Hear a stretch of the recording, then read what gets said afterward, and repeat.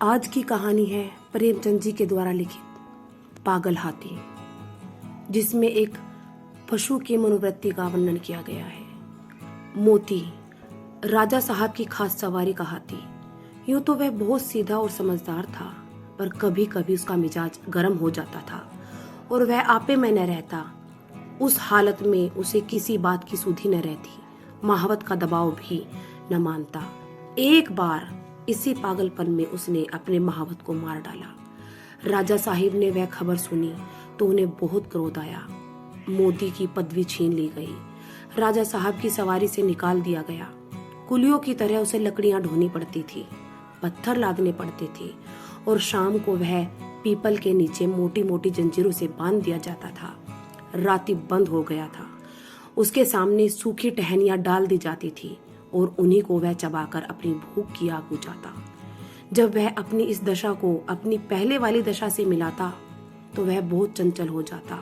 वह सोचता, कहाँ मैं राजा का सबसे प्यारा हाथी था और कहाँ आज मामूली मजदूर हूँ। यह सोचकर जोर जोर से चिंगाड़ता और उछलता। आखिर एक दिन उसे इतना जोश आया कि उसने लोहे की जंजीरें तोड़ डाली और जंगल की तरफ भाग गया। थोड़ी ही दूरी पर एक नदी थी। मोती पहले तो उस नदी में जाकर खूब नहाया, तब वहां जंगल में चला गया। इधर राजा साहब के आदमी उसे पकड़ने के लिए दौड़े, मगर मारे डर के कोई उसके पास न जा सका। जंगल का जानवर जंगल में ही चला गया। जंगल में पहुंचकर उसने अपने साथियों को ढूंढा। वह कुछ दूर आगे बढ़ा तो हाथियों ने जब उसके गले में रस्सी और पांव में टूटी जंजीरें देखी तो उससे मुंह फेर लिया। उसकी बात तक नहीं पूछी। उनका शायद मतलब था कि तुम गुलाम तो थे ही, अब नमक हराम भी हो गए हो, तुम्हारी जगह इस जंगल में नहीं है। तब वह आंखों से ओझल न हो गई, तब तक अपने दोस्तों को देखता रहा। फिर न जाने क्या सोचकर वह भागता हुआ महल की ओर आ गया।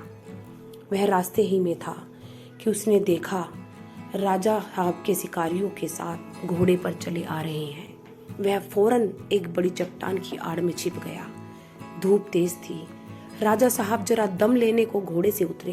अचानक मोती आड़ से निकला और गरजता हुआ राजा साहब की ओर दौड़ा। राजा साहब घबराकर भागे और एक छोटी झोपड़ी में घुस गए। जरा देर बाद मोती भी पहुंचा। उसने राजा साहब को अंदर घुसते देख लिया। पहले तो उसने अपनी सूंड से ऊपर का छप्पर गिरा दिया, फिर उसे पैरों से रोंद रोंद कर चूर कर दिया।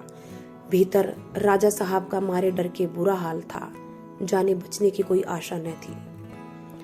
आखिर कुछ न सूझी तो वह जान पर खेलकर पीछे दीवार पर चढ़ गए और दूसरी तरफ कूदकर भाग निकले। मोती के द्वार पर खड़ा छप्पर रोंद रहा था और सोच रहा था कि दीवार कैसे गिराऊं। आखिर उसने धक्का देकर दीवार गिरा दी। मिट्टी की दीवार पागल हाथी का धक्का कैसे सहती।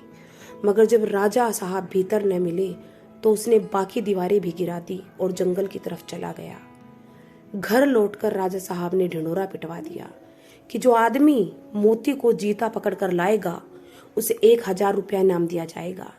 कई आदमी इनाम के लालच में उसे पकड़ने के लिए जंगल गए, मगर उनमें से एक भी न लौटा।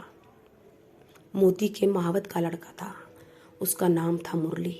अभी वह कुल 8-9 बरस का था, इसलिए राजा साहब दया करके उसे और उसकी माँ को खाने पहनने के लिए कुछ खर्च दे दिया करते थे। मुरली था तो बालक, पर हिम्मत का धनी था। कमर बांधकर मोती को पकड़ने के लिए तैयार हो गया, मगर माँ ने बहुत समझाया और लोगों ने भी मना किया, मगर उसने किसी की एक न सुनी और जंगल की ओर चल दिया। जंगल में गौर से इधर उधर देखने लगा। आखिर उसने देखा कि मोती सिर झुकाए उसी पेड़ की ओर चला आ रहा है। उसकी चाल से ऐसा मालूम होता था कि उसका मिजाज ठंडा हो गया। जो ही मोती उस पेड़ के नीचे आया, उसने पेड़ के ऊपर से पुचकारा, मोती। मोती इस आवाज को पहचानता था, वहीं रुक गया और सिर उठाकर ऊपर की ओर देखने लगा। मुरली को देखकर पहचान गया। यह वही मुरली था जिसे वह अपनी सूंड से उठाकर अपने मस्तक पर बिठा लेता था। मैंने ही इसके बाप को मार डाला। यह सोचकर उसे बालक पर दया आई। खुश होकर सूंड हिलाने लगा। मुरली उसके मन के भाव को पहचान गया। वह पेड़ से नीचे उतरा और उसकी सूंड को थपकियां देने लगा। फिर उसे बैठने का इशारा किया। मोती बैठा नहीं, मुरली को अपनी सूंड से उठाकर पहले ही की तरह अपने मस्तक पर बैठा लिया और राजमहल की ओर चला। मुरली मोती के लिए राजमहल के द्वार पर पहुंचा तो सबने दांतों तले उंगली दबा ली। फिर भी किसी की हिम्मत न थी कि मोती के पास जाए। मुरली ने चिल्लाकर कहा, डरो मत, मोती बिल्कुल सीधा हो गया है, अब वह किसी से न बोलेगा। राजा साहब भी डरते डरते मोती के सामने आए। उन्हें कितना अचंभा हुआ कि ये वही पागल मोती अब गाय की तरह सीधा हो गया। उन्होंने मुरली को 1000 रुपया इनाम तो दिया, उसे अपना खास महावत बना लिया और मोती फिर राजा साहब का सबसे प्यारा हाथी बन गया। जानवर भी प्यार के भूखे होते हैं, इसलिए हमें उनसे प्यार की भाषा में ही बात करनी चाहिए।